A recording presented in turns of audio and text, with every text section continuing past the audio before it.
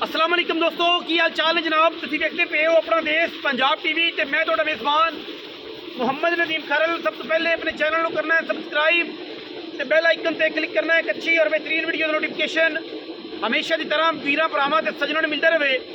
वीर वास्ते जनाब एक मीणियां के बारे मशहूर है कि जनाब दरियाओं पार भी होना तो लै लेनी चाहिए अखा मीच के। फैज़ ही फैज़ है। मीणी लैके असीं हाज़र होए हैं। सुबह मैनू तीसरा है या दूजा है जो अपनी निगाह ना वेख लेना है। मालक दूजा कवे तीजा कवे, ये तुसीं अपनी जहनीयत नाल और अपनी दिमाग नाल अपनी अखा नाल लैनी है।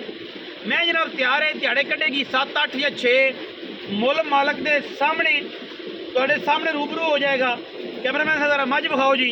उस बाद सारियां गल्लां आपां मालकां नूं पुछांगे, सारियां गल्लां आपां मालकां नूं पुछांगे कि मैं दी की गल है, की बात है। यह जनाब मीणी मैं है वीरां दे जनाब सामने हड्डियां मैनू पुट्ठा मैनू टिशू पेपर वर्गी जनाब मीणी लैने देने हमेशा की तरह मुकद्दर अल्लाह के फजलो करम नाल वीरां वास्ते हमेशा अच्छे बेहतरीन और नुमाइशी जानवर लैके असीं हाज़र होने हैं। मीणी मैं जनाब सूण चो दिन लैंदी है 10 दुध दियां गरंटियां ने मालकां कोलों भी। बाकी मैं नूं कद दरम्याना है, बड़ी नस्ली मैं है, नीली दी मैं है माशाअल्लाह। अल्लाह के फजलो करम नाल लैने देने हमेशा की तरह मुकद्दर ने। मैं दे विच कोई ऐब नहीं किसी किस्म का। बड़ी वलैती बड़ी खूबसूरत प्योर नीली है। बाकी लैने देने मुकद्दर ने इंशाअल्लाह। मैं दे विच किसी किस्म का कोई वादा घाटा नहीं। थणा दी छट्टे फुआरे दी हमा किस्म गारंटी है। पुट्ठा मैनू बड़ा चौड़ा है, हड्डियां टाकां तुहाडे सामने ने, कमी असीं छड्डी कोई नहीं मैं दे विच। बाकी मैनू जनाब थान तुहाडे सामने बिल्कुल जिथे है इत्थे पसम के एडा ही खूबसूरत चुआ लट्ठा और माशाअल्लाह साफ है। कोई वादा घाटा नहीं किसी किस्म का। दिहाड़े 10 कट दी है। मीणी मैं है, मीण दोवें नहीं हिलदे, अखां दोवें बिल्लियां ने, नस्ली मैं पूरी है, खानदानी पूरी है।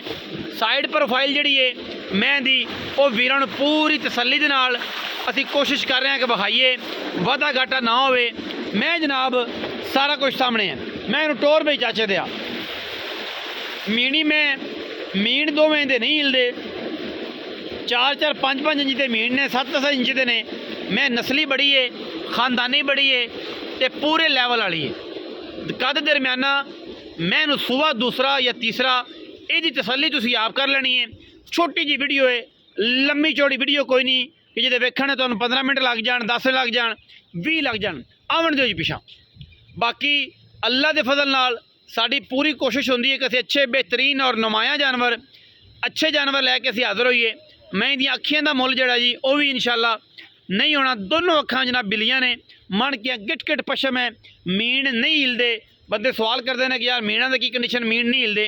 मैं बड़ी नस्ली है, बड़ी कमाल वाली है। दुध मैं इंशाअल्लाह 15 17 किलो आराम नाल गड्डी रखेगी अगर किसी वीर ने ख्याल किया थे। बाकी सारियां गल्लां जिहड़ियां ने वो आप काके नूं पुछने हैं। काका आपां सारी गल्लां दसेगा और इंशाअल्लाह काके ने चादर नूं लपेटा मार लिया है।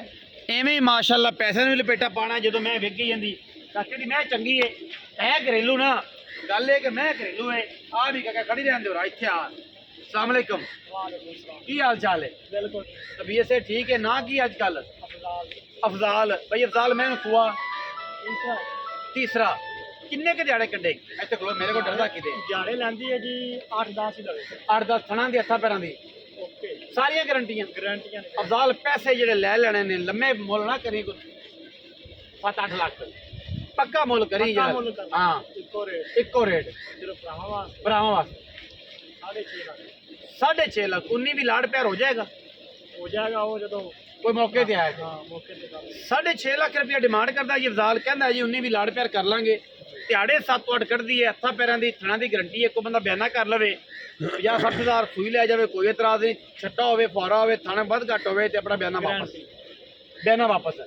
तो जे साफ होवे थणा दी दुध पुत्र नसीब दा है, ठीक है। तो जे साफ होवे थणा दी तो फिर भाई बाकी पैसे दे के लै जाए, नहीं तो धारा मार के देंगे तसल्ली करा के। अगर तुहाडे नसीब ने सोना है पित्तल है जो भी तुहाडे सामने झूठ बोल के कहानियां करके वो जो काम नहीं करते। वीडियो अच्छी लगी वीडियो लाइक करना है, शेयर करना है, कमेंट करना है, अपनी राय नाल सानू जरूर आगाह करना है। पाकिस्तान जिंदाबाद।